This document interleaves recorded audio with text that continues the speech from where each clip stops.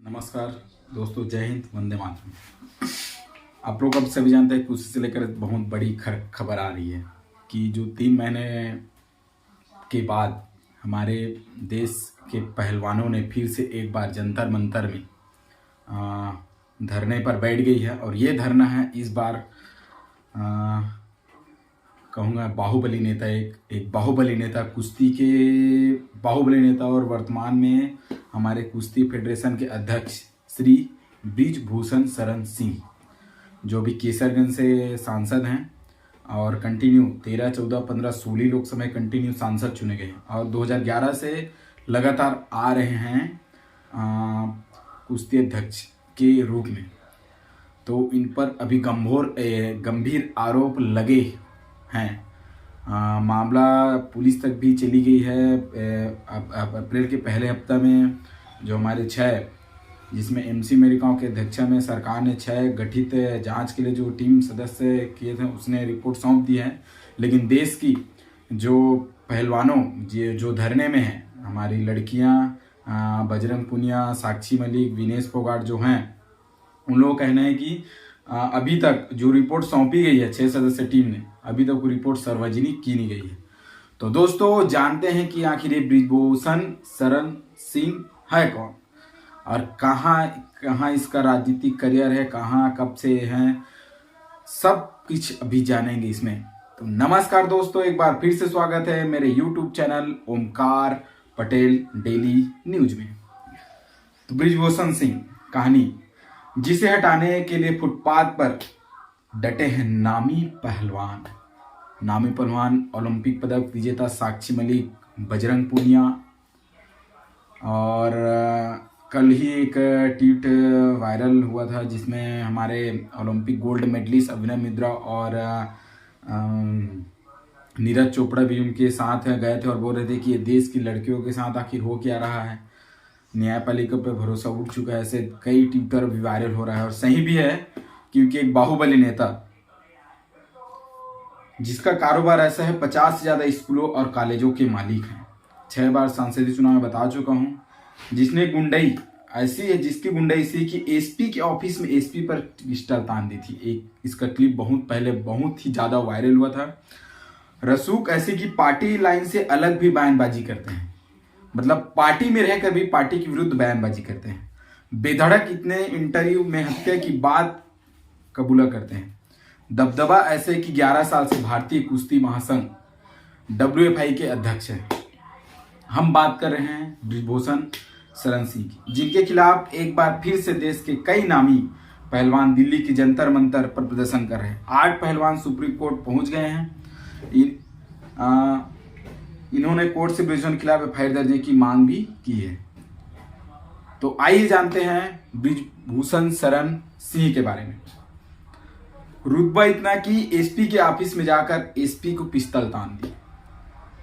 उनका जन्म 1997 के बृजभूषण सिंह 1957 पैदा हुए थे। कॉलेज के दिनों में बृजभूषण छात्र राजनीति में सक्रिय थे। 70 के दशक में SK साकेत विश्वविद्यालय महामंत्री बने। स्थानीय पत्रकार बताते हैं कि छात्र राजनीति के दौरान ही कॉलेज के किसी मामले में उन्होंने हैंड ग्रेनेड चला दिया था, जिसके बाद उनका नाम उछला और फिर राजनीति में सक्रिय हो गए। सन 1987 की बात है। जिले गन्ना डायरेक्टरी के चुनाव में बृजभूषण सिंह ने पर्चा भर दिया। बृजभूषण को SP ने बुलाया और उन्हें गाली देते हुए नामांकन वापस लेने की धमकी दी।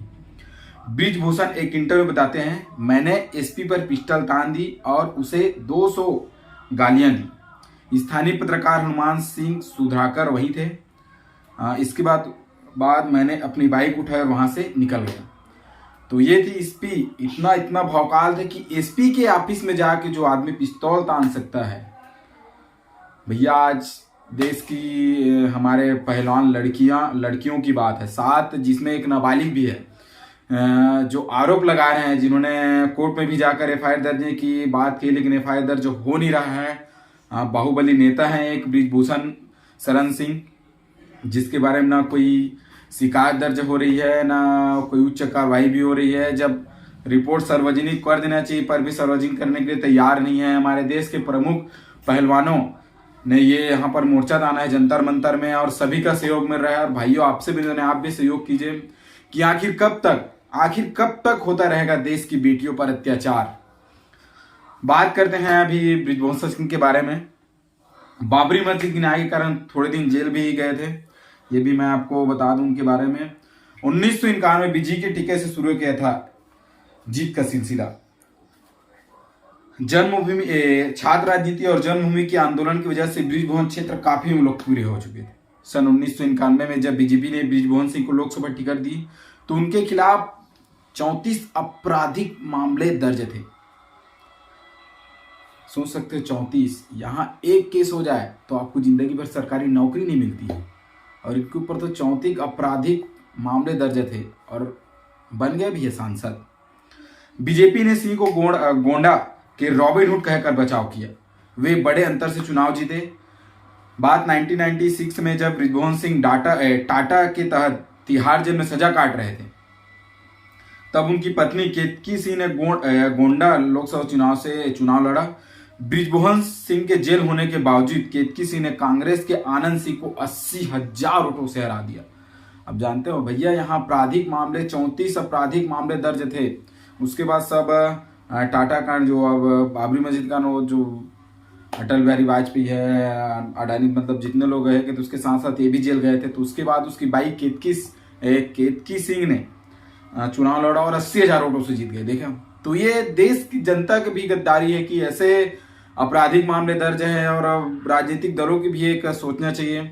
आज इसी कारण हमारी देश की बेटियां धरने पर बैठी है, इन्हीं गद्दार नेताओं के कारण, गद्दावर नेताओं के कारण बैठी है। तो ये एक मामला पनपता ही जा रहा है। और बात की जाए तो बात है रांची में अंडर 50 बृजभूषण ने मंच पर ही पहलवान को जड़ा था तमाचा। ये वीडियो बहुत ही वायरल हुआ था। बात है अंडर 50 नेशनल कुश्ती चैंपियनशिप में कुश्ती महासंघ के अध्यक्ष बृजभूषण सिंह ने एक पहलवान को मंच पर ही थप्पड़ जड़ दिया था। दरअसल उस पहलवान की उम्र ज्यादा थी और वो बृजभूषण के कॉलेज नाम पर प्रतियोगिता में शामिल होना चाहता था। यह बृजभूषण सिंह बैठे थे और उन्होंने पहलवान पर थप्पड़ जड़ दिया।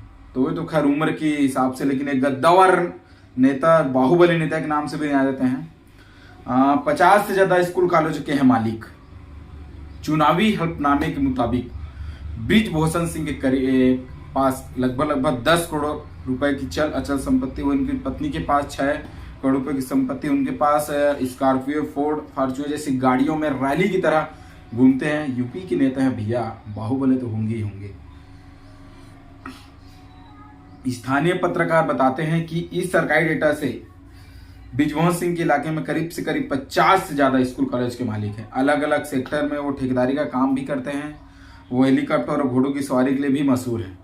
तो ये तो थी पूरी बृजभूषण सिंह के जो अभी तक करियर था। बात करते हैं उनके जो विवादित बयान थे जो अभी तक उन्होंने दिया है। बात है नवंबर 2022 की। बाराबांकी में भागवत समारोह में शामिल होने आए बृजभूषण सिंह ने बाबा रामदेव की बिजनेस शहर पतंजलि के घी को नकली घी बताया था। उस टाइम पतंजलि के एक घी प्रोडक्ट उसको नकली, फरवरी में बृजभूषण ओवैसी हमारा मित्र है, पुराना क्षत्रिय और भगवान राम का वंशज है बोल दिया। जिस आदमी ने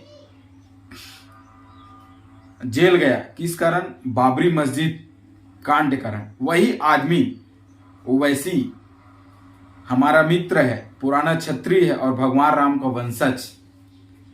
और ऐसे आदमी कुश्ती में अध्यक्ष है और 6 बार लोकसभा सदस्य चुने जा चुके हैं। बड़े ही शर्म की बात है भारतीय राजनीति और भारतीय लोकतांत्रिक देश होते हुए भी ऐसे राजनेता जिनके ऊपर राजनीति में आने से पहले 34 आपराधिक मामले दर्ज थे और इतने सारे मामले दर्ज होने के बावजूद आज कंटिन्यू 11 साल से कुश्ती के अध्यक्ष थे और अभी भी एफआईआर दर्ज नहीं हो रहा है। ये सबसे बड़ी एक राजनीति फेलियर है हमारे देश के लिए और जनता भी इनका सहयोग नहीं देना चाहिए पर भी दे रही है, क्योंकि जब जेल में थे तो उसके बाइक को 80,000 वोटों से जिता दिया और अब जब एफआईआर दर्ज हमारे देश के पहलवान लड़कियों के ऊपर 7 पहलवानों ने जाकर शिकायत दर्ज की पर भी उसकी बात तो कोई सुन ही नहीं रहा है। ये एक संवेदनशील मामला बनता जा रहा है। और आज की अपडेट है दोस्तों, ये मैं आपको ऐसे नहीं कि मैं मन गढ़ंत कहानी मैं आपको बता रहा हूँ, ये पूरी डेटा आप जा सकते हो, सर्च मार सकते हो, सब गूगल में सर्चित है। मैं भी वहीं का आपको देखकर एक जागरूक कर रहा हूँ कि ऐसे नेता, भ्रष्ट नेताओं की आखिर हमारे देश में जरूरत ही क्या है, जो देश की लड़कियों की सुरक्षा नहीं कर सकते, आखिर वो क्या कर सकते हैं। और एक मामला आया था श्रावस्ती के एक सम्मेलन में, उसमें बोले हिजाब तालिबानियों की विचारधारा है, यहाँ आतंकवादियों की विचारधारा है। तालिबानियों के समर्थन में प्रियंका गांधी भी उतर आई थी। ये बात है फरवरी 2022 की। मई 2019 में लोकसभा चुनाव से पहले एक रैली में बोले मायावती उत्तर प्रदेश की गुंडी है। मायावती ने मुझे चुनाव के बाद जेल भेजने की धमकी दी थी, अब वह जेल जाएगी। ये उनके जो सारे विवादित बयान थे। और अभी जो मुख्य आरोप लगे हैं, सांसद ब्रिजभूषण के खिलाफ रेसल के आरोप हैं। विनेश फोगाट ने सोमवार को सुबह, मंडे को सुबह कहा कि आप सभी को नमस्कार। जैसे कि आप जानते हो 3 महीने पहले हमने रेसलिंग फेडरेशन के अध्यक्ष ब्रिजभूषण सरन के खिलाफ आवाज उठाई थी। हमारे साथ में कुछ राजनीति हुए, सरकार ने कमेटी बनाई थी, 4 हफ्ते का समय मांगा था, 3 महीने हो गए हम इंतजार करते थे, हमारे साथ आज भी न्याय नहीं हुआ है। उन्होंने यह भी कहा 2 दिन पहले हम पुलिस स्टेशन गए, जहां 7 लड़कियों ने ब्रिजभूषण के खिलाफ कार्रवाई करने की शिकायत दी है। शिकायत में मांग की कि ब्रिजभूषण ने शारीरिक शोषण किए है, उसके खिलाफ कार्रवाई की जाए। पुलिस हमारे एफआईआर दर्ज नहीं कर रही है, जिसके बाद इंतजार कर जंतर मंतर आए हैं। तो ये जो मंडे की विनेश फोगाट ने मतलब मंडे को सुबह जो एक इंटरव्यू में बोला था, ये है कि 4 हफ्ते का जब समय मांगा था उस टाइम जब वो लोग धरने पर बैठे थे, लेकिन 3 महीने के बाद भी जो टीम दी है रिपोर्ट, पिछले मतलब हफ्ते अप्रैल के पहले हफ्ते में रिपोर्ट दे चुके हैं, लेकिन सरकार ने अभी तक सर्वजिक नहीं किया है इस मामले की, गंभीरता बहुत है। अब मैं आपको बताऊं ये मामला क्या है। 19 जुलाई 2023 खेल मंत्री अनुराग ठाकुर से रेसलर की बातचीत हुई। उन्होंने ब्रिजभूषण सिंह के जवाब तैयार करने को कहा। फिर 20 जुलाई 2023 को पहलवानों ने ऐलान किया कि न्याय मिलने तक कोई कैंप ज्वाइन नहीं करेगा, यानी कोई भी पहलवान ना पहलवानी करेगा ना कुछ नहीं। फिर जस्ट उसके एक दिन बाद भारतीय ओलंपिक एसोसिएशन की जांच कमेटी बनाई गई। उसी दिन अनुराग ठाकुर ने रेसलर के साथ लंबी मीटिंग की और फिर धरना खत्म कर दिया। 23 अप्रैल 2023 को रेसलर विनेश फोगाट, साक्षी मलिक, बजरंग ने जंतर मंतर फिर धरना शुरू किया। आरोप लगाया कि 3 महीने बाद भी कुछ नहीं हुआ। तो ये थी मामला हुआ था 18 जनवरी को, जब रेसलर विनेश फोगाट, साक्षी मलिक और जंतर ने धरना शुरू किया था। फेडरेशन के अध्यक्ष ब्रिजभूषण सिंह कोच पर यौन उत्पीड़न के आरोप लगाए थे। इसमें कोच पर भी यौन उत्पीड़न के आरोप लगाए, लेकिन जो एफआईआर दर्ज हुआ है, मतलब गए थे, उसमें विनेश फोगाट ने बोला है कि हम एफआईआर हमारी बात कोई नहीं सुन रहा है, राजनीतिक मामला इसमें घुस रहा है। तो मेरे देश के सभी भाई बहनों से निवेदन है कि जाइए, हमारे देश की बेटियों का कम से कम सहयोग कीजिए। कम से कम आप सांसद बना दे रहे हो, जिसके मामले कई आपराधिक मामले दर्ज थे, उन पर भी आप जब इतना भरोसा कर सकते तो जो देश के लिए ओलंपिक मेडल रहा है उसके लिए कम से कम सहयोग कीजिए। और एक भावपूर्ण मेरे द्वारा मैसेज है, तो अगर मेरे द्वारा कोई गलती होगी तो क्षमा करना। लेकिन ये देश हमारी राजनीति में बहुत ही खराब राजनीति अभी चल रही है। तो इसी के साथ दोस्तों नमस्कार, आपका भाई ओमकार पटेल फिर से आ गया एक नया वीडियो लेकर, राजनीति और क्रिकेट के मामलों को लेकर। तो लगे रहिए मेरे साथ दोस्तों, नमस्कार।